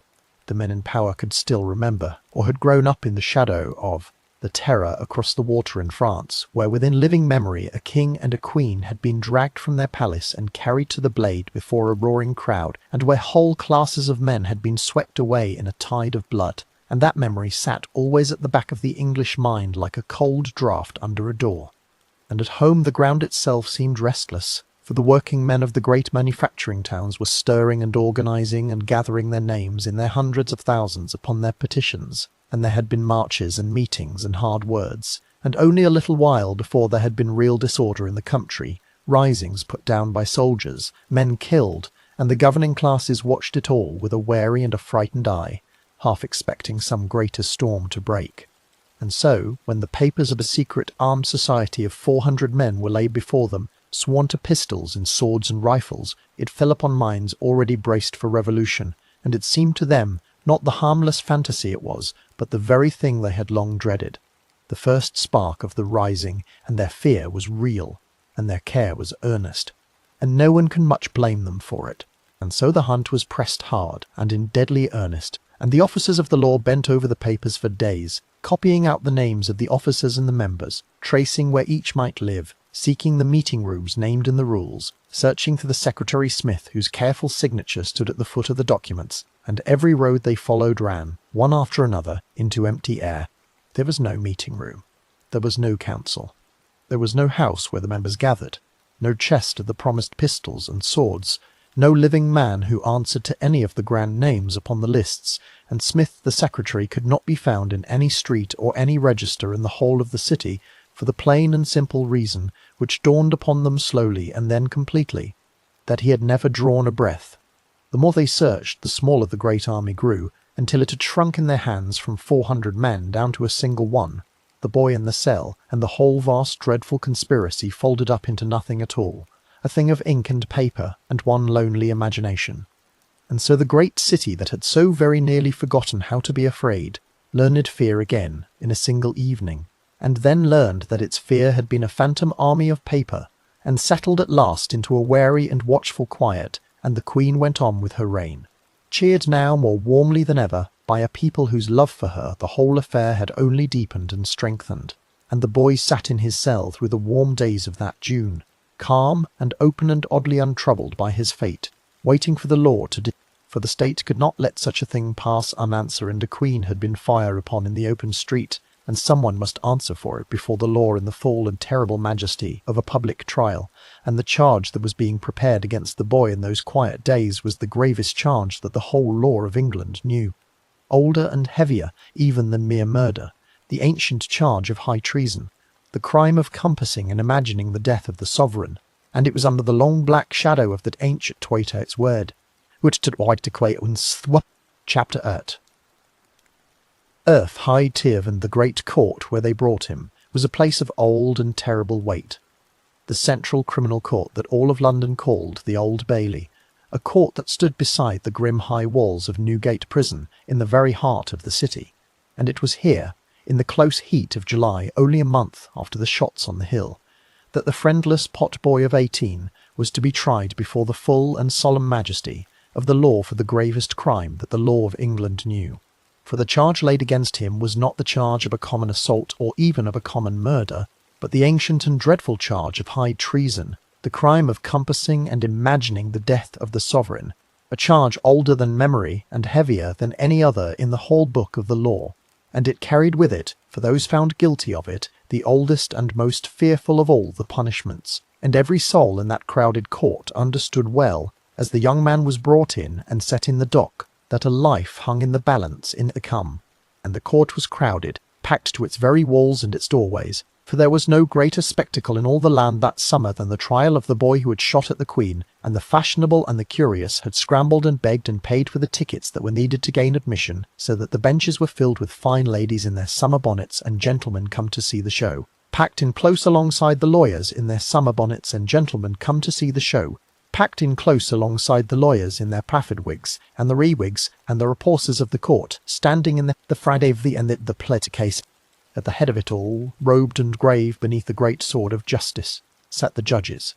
and chief among them the Lord Chief Justice, Lord Denman, a figure of the very highest authority in the land, and before him, down in the dock, small and neat and strangely calm amid all that pomp and all that peril, stood the cause of it all.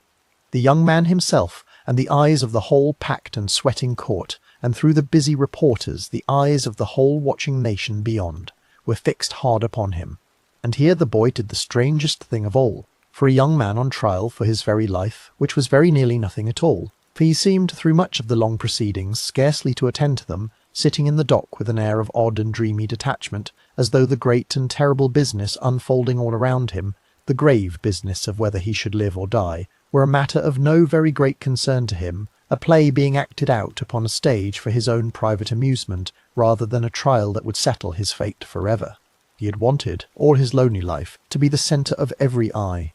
And now at last he was, in the most public and dramatic way that could be imagined, the single most watched man in the whole kingdom, seated upon the very stage of the Old Bailey with the gaze of the nation upon him, and it seemed almost, to those who watched him, as though that alone were enough for him, as though the great attention itself were the very thing he had always craved, and the deadly danger of it hardly seemed to touch him where he sat. The case that the Crown laid against him seemed at the first to be simple and overwhelming and past all answering, for the plain facts were hardly in dispute at all, that he had bought the pistols, that he had waited 2 hours at the railings, that he had fired twice at the open carriage of the Queen, and that he had freely and even proudly admitted every part of it on the very spot where he was taken, and there were witnesses in plenty to swear to all of it, the people from the crowd who had seized him, the officers who had arrested him, the men who had seen him at the shooting gallery. But his defenders were clever and learned men, and they had 2 lines of argument to make on his behalf, and the first of these turned upon a small and curious fact that has run like a bright thread through this whole story. The strange fact of the missing ball, for no bullet had ever been found, but the greater line of the defence, and the one that would in the end carry the day and settle his fate and echo down through the law of the land for 100 years and more after, was not the missing ball but the very state of the young man's mind, for his defenders argued, with all the skill and all the learning they could bring to bear, that the boy was not a cold traitor to be hanged, but a poor madman to be pitied, that he had done what he had done out of any reasoned wickedness, but out of a diseased and disordered mind, that out of the sanix that's equalson. And to prove this they brought before the court the whole story of his strange short life, and they called his own mother to the witness stand, and other witnesses besides who had known the family in its troubles, and they laid out before the fine ladies and the grave judges the long dark history of it, the violent drunken father who had beaten and starved his wife and thrown the pot, that scarred her face and tried to take his own life with laudanum, and ridden a horse into the parlour, the grandfather who had been shut away for a sickness of mind and day'd scrub it, the hnout but trike on it, the harnish of the dreish bread run, twisted, at fornicators did the clasest of the cadicastest of the hands, and so would they cordiate of the eyes of the sate of the gravest attentions. At the point in stennet, about the strange, and a told he had always been, at a strange, at the weep and attated, turned at the events of the maidlenkenes to the bekite alter to date find house to the quarter how the bit houted, and to answer that great question the defence brought forward the men of medicine, the physicians who made the study of the mind and its many diseases their particular science, and here the trial touched upon something new and important in the history of the whole age. For the understanding of madness was itself only then beginning to change and to grow, and there were physicians standing in that court who spoke of the mind and its disorders in ways that were still fresh and strange to many who heard them. The Heinig of Natalie Canadian Optimavet Synonyms were set troubled cases were to differ the side of speaking sin it to how of saying read to staff fick into the spidark scene, but it suffer for crane to rate and a siphon to vine to burrow from a side at shape will cane might send hand to bake quite obviously hyper or shape boat to sendy mind bake but to my to fight would die him might have. The men of the crown fought hard against this, for they saw the danger in it plainly, and they pointed to the boy's calm and lucid manner in the very court before them, and to the careful and deliberate way he had bought his pistols and practised with them week upon week, and chosen his time and his place with such patience, all of which spoke of a mind that could reason and hompan and understand what it did. And they pressed the doctors hard upon whether a man might be strange and troubled and unhappy and hep, Jill know well enough that shoot at the Queen was a wicked and forbidden thing. And so the two great ideas of the age were set against one another in that hot and crowded courtroom. The old and settled idea that a man who knows his act to be wrong must answer for it fully, whatever the state of his mind, and the newer and stranger idea that a mind may be so diseased that it cannot be justly held to answer at all, and the 12 plain men of the jury were left to weigh between them, with a young man's life hanging trembling upon the balance. At the last, when all the many witnesses had been heard, and all the arguments made, over the 2 long days of it, the jury withdrew to consider their verdict, and they were gone for the better part of an hour. And then they returned, and the whole packed court fell silent to hear them, and they gave a verdict so strange and so tangled that the judge himself could not accept it. For they declared the prisoner guilty of firing the pistols, but said in the same breath that they declared the prisoner guilty of firing the pistols, but said in the same breath that and they withdrew a second dive. It withdrew with the it, but taught that at the time insane the case did, and the judge drew from this the only meaning the law could take from it, that the young man was pounded guilty by reason of his insanity, and the judge drew from this the only meaning the law could take from it, that the young mit that sailed, it said vert, the coined verdict, the boy escaped, it's got a single moment, the cult hike willed, sets accepted, that it stay steadily to stay. And through the days of the trial the young man was held, as those awaiting the court's judgment were held, in the grim old prison of Newgate that stood hard by the courtroom, a place of dark stone and heavy doors and long echoing passages that had swallowed the worst of the city's accused for hundreds of years. And each day he was brought from his cell into the crowded court and set again in the dock beneath all those staring eyes, and each evening he was led back again to the stone and the dark beneath all those staring eyes, and each evening he was led back again to the dort to wait for the morn. The city followed every hour of it, for the reporters filled column after column of the newspapers with the evidence and the arguments, and the words spoken in that hot courtroom were read aloud, that same evening at 10,000 firesides across the land, so that the whole nation sat as a kind of second jury, weighing the strange young man, and his stranger deed and his even stranger paper army, and arguing over their suppers, whether he was a wicked traitor who deserved the rope or a poor mad creature who deserved only to be shut away. It was in its way the greatest drama the city had known in years, and it ran its course over those close July days, with the boy himself at the centre of it, calm and dreaming and strangely content, the most watched man in the kingdom, exactly as he had always longed to be. The young queen, when she came in time to hear of it, was far from pleased with the outcome, for she felt, as many of her subjects did, that a man who had fired pistols at his own sovereign in the open street had been let off far too lightly, escaping both the rope and the prison alike by the plea of a madness that his cool and clever and lucid manner in the dock seemed plainly to belie, and the verdict left behind it a long unease and a long argument that would trouble the law and the learned men for years to come. But whatever the Queen and the crowd might privately feel about it, the thing was done, and the verdict was given, and on a July day soon after, the young man was taken out of the grim old prison of Newgate where he had been held, and carried away across the city to the place that was to be his home, now for far longer than any man in that courtroom could have guessed. A place whose very name had for hundreds of years been a byword in the English tongue, for horror, the great and ancient hospital for the insane that all of London called, with a shudder, by the fine the Tolkienite same for President than an oath with all Ashlet. Chapter 9.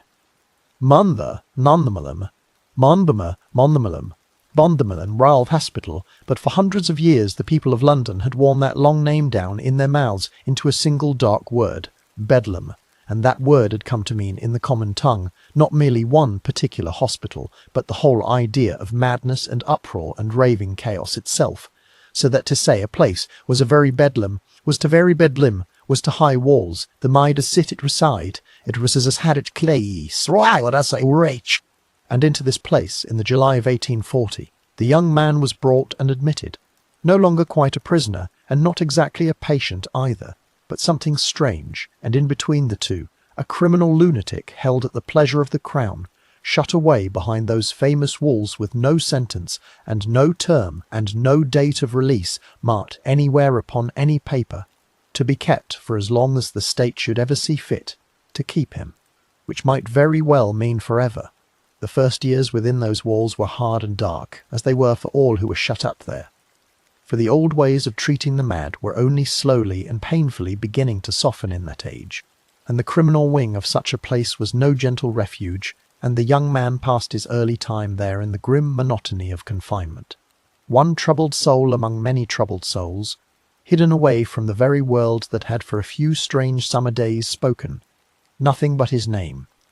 The chasm the opus, the sine was a meetent, as in this hard corner, of compens that one would have faft, that the insane should be cared for and occupied and treated with something more like patience and kindness rather than merely chained and beaten and hidden from view, and as the middle of the century came slowly on, the hostel cantway way year by year to a gentler and more important, and the doors of the library awode to those patients who beg use of them, and well tent bebold.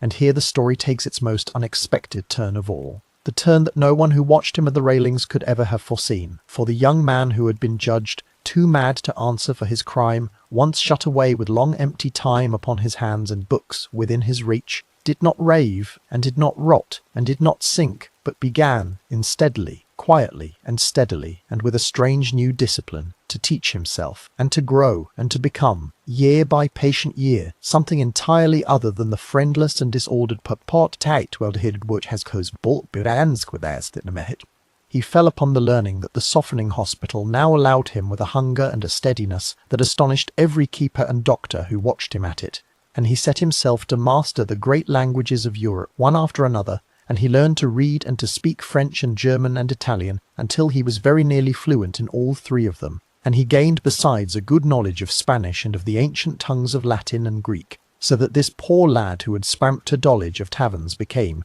within those grim walls, a true scholar of Havadothan's languages. He learned as well to play upon the violin, drawing music from it in the long quiet hours, and he learned the games of skill, the chess and the draughts, and grew so very good at them, that the doctors themselves recorded that he could beat any other patient in the whole place, and he took up the brush and became a painter of some real skill, and he learned the honest and useful trade of a painter and decorator, and he worked at it gainfully within the hospital walls, so that a scholar whose strange life long afterward gave it and sevened could ever have.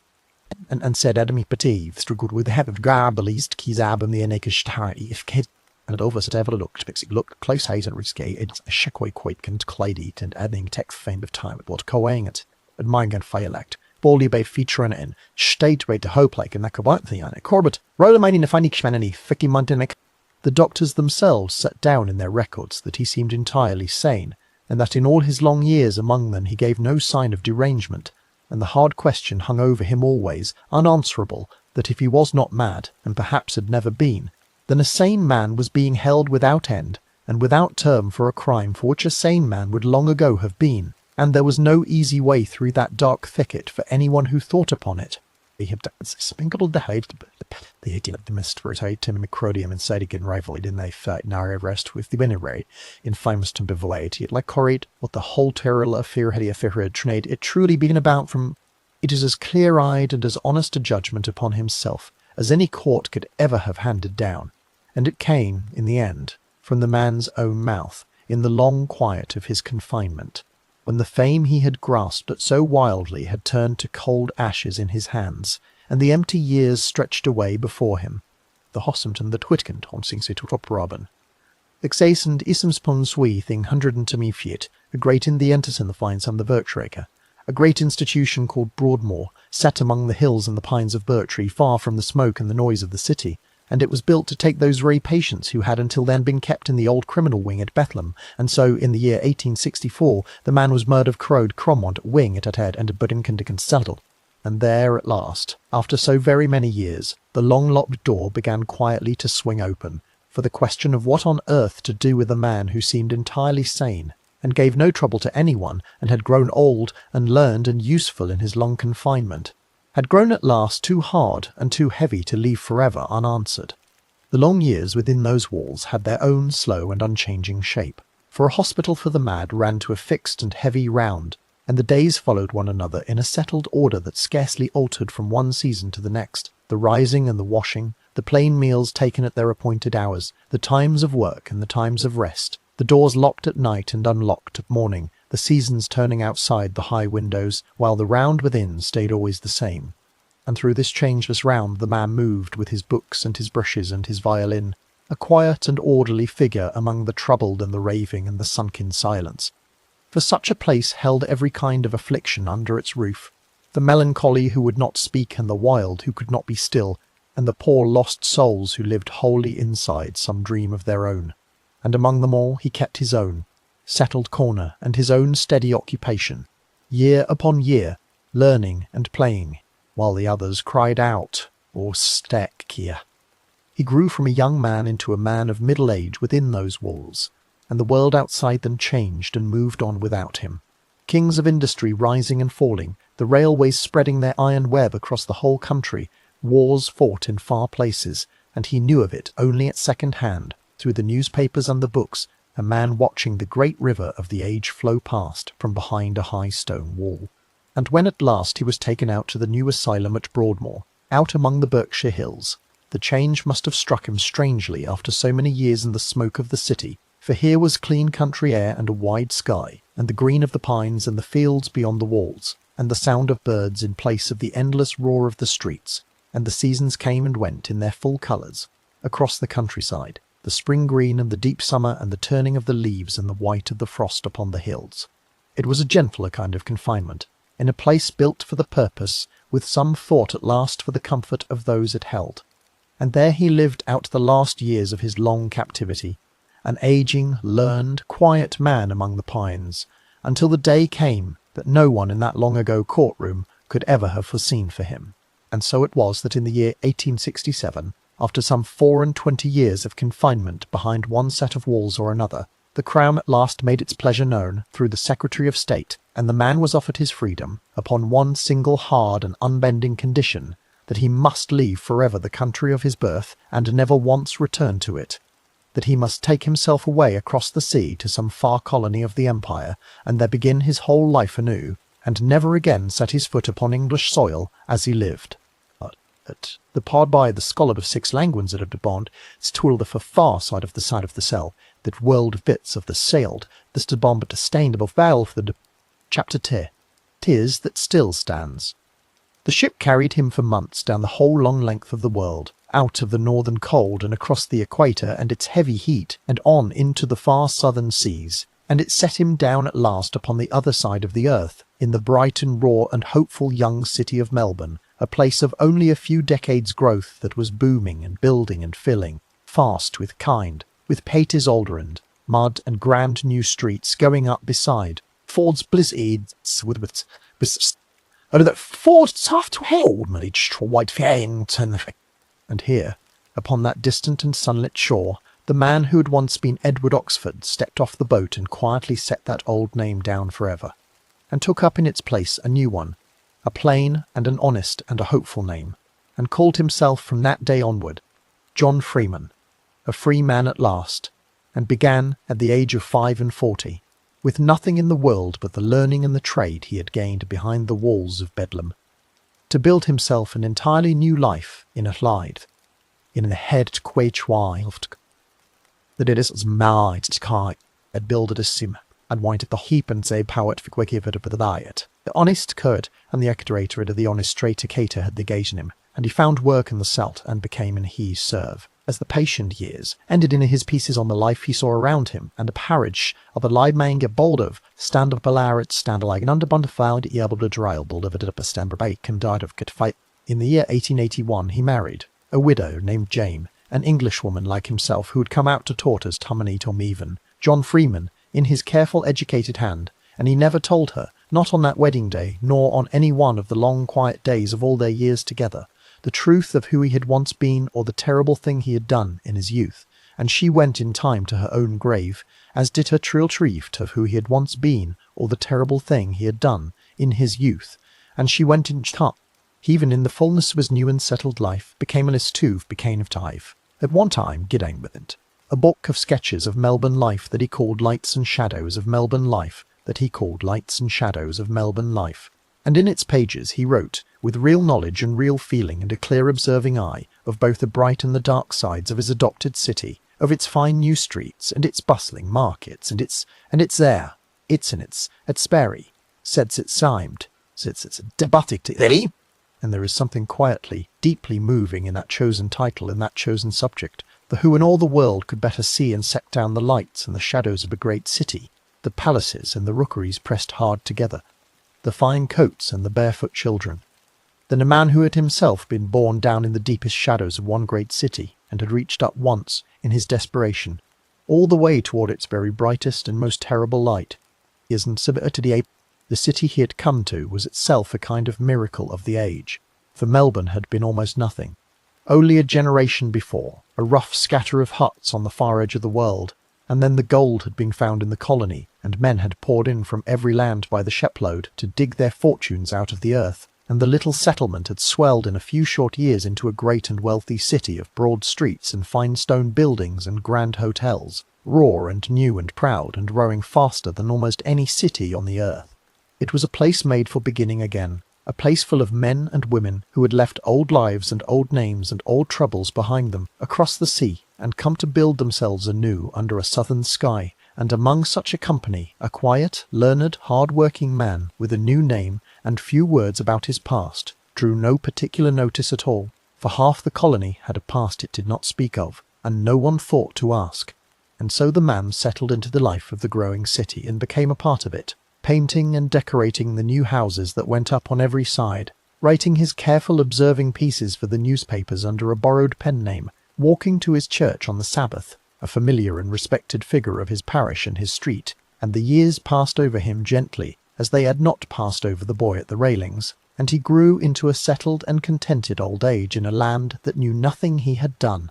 There is something almost too neat in it to believe, and yet it is all set down in the plain records, that the friendless, raging, weeping boy who had been shut in a cellar and turned out of tavern after tavern, and had thrown his whole life away in a single mad reach for fame, had become, on the far side of the world, and the far side of that terrible act, exactly the ordinary, decent, respectable man that the boy had never once been able to be, a husband, a churchwarden, a tradesman, an author, an old gentleman whom the fame he had grasped at so wildly on the hill, he had thrown away and left behind him forever under his old name, and in its place he had found, under his new one, the quiet and unremarkable happiness that fame had never held, had seemed from all the world. Besides, which find some in the times of the single life lay separate and unjoined, the Tory painting and sat to call it. It was the patient work of later scholars that at last drew the two lives together, following the faint threads that a hidden life leaves behind it, however carefully it is kept. The letters that Freeman had written back to England in his old age to a man who had once known him in the hospital, the records of his marriage and his book and his parish, and above all 2 photographs, one taken of the prisoner Oxford within the walls of the asylum, and one taken of the respectable Mr. Freeman in his Melbourne old age, set side by side, the Grothier, and Betacobler the stage to the Bip. It is the and so the secret he had guarded so faithfully all his life was gently undone at last, long after it could do him any harm, and the world was allowed to see the whole extraordinary shape of a life that had run from one end of possibility to the other, and to wonder at it. And now, wherever you are lying tonight in the quiet dark, let us go back together, one last time, across all those long years and all those thousands of miles, to the place where it all happened, to the gentle slope of road beside the Green Park in the heart of London, and let us see how it lies today. For the hill is still there.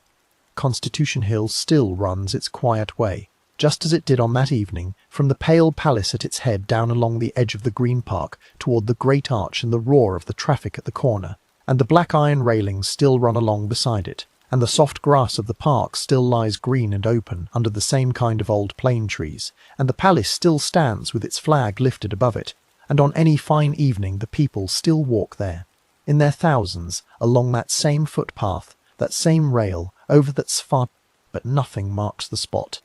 There is no stone, and no plaque, and no sign of any kind set upon those railings to tell the countless people who pass them by each day that here, upon this exact and ordinary patch of English ground, on a golden June evening long ago, a young queen was fired upon, and a strange, sad chapter of the nation's history was quietly opened. And so the visitors and the workers and the lovers and the children walk past it, all unknowing, and the ground keeps its old secret to itself, and the summer light lies over the grass in the evening, now just as it lay over it. Then, gentle and gold, and full of a deep and undisturbed peace. And so we come, as in these stories we always come at the last, to the naming, and to the quiet acknowledgment of those who lived through that golden evening. For though no one died upon that hill, and no blood was ever spilled upon its grass, the lives that met and crossed there for one strange instant were real and whole, and each of them ran on afterward to its own distant end, and each deserves to be spoken softly into the dark before we let the story go at last. There was the young Queen Victoria, 21 years old that summer, who was not touched and was not cowed, and who lived on to reign for 60 long years more, and to give her very name to a whole age of the world, and who died at last, full of years and honour, in the winter of 1901. There was the prince beside her, Albert, who threw his arm about her and pulled her down to safety and cried out to her not to be afraid, and who would give her 9 children and a great and steadying love, and who would die too young in 1861, and be mourned by her deeply for all the long rest of her life. There was the child she carried unseen through that evening, unborn and unknowing of it all, the little Princess Royal who came safely into the world that November, and grew and lived her own full life across the sea. And there was the boy himself, Edward Oxford, born in the smoking workshops of Birmingham into a house of fear and violence, who reached in his loneliness for a terrible and hollow fame, and lost his freedom and his youth for it, and who then, in the long quiet behind the walls, remade himself patiently into John Freeman, and lived out his last long years an honest and a gentle and a useful man, beneath the southern stars, and died in peace at the far end of the earth, under a chosen name that meant, in the airs. The hill lies quiet now. The light goes down over the green park in the evening as it did on that evening long ago, and the black railings stand dark and cool against the grass, and the great city breathes on all around them, unknowing and unhurried, and history, having told its tale to the end, falls silent in the gathering dark.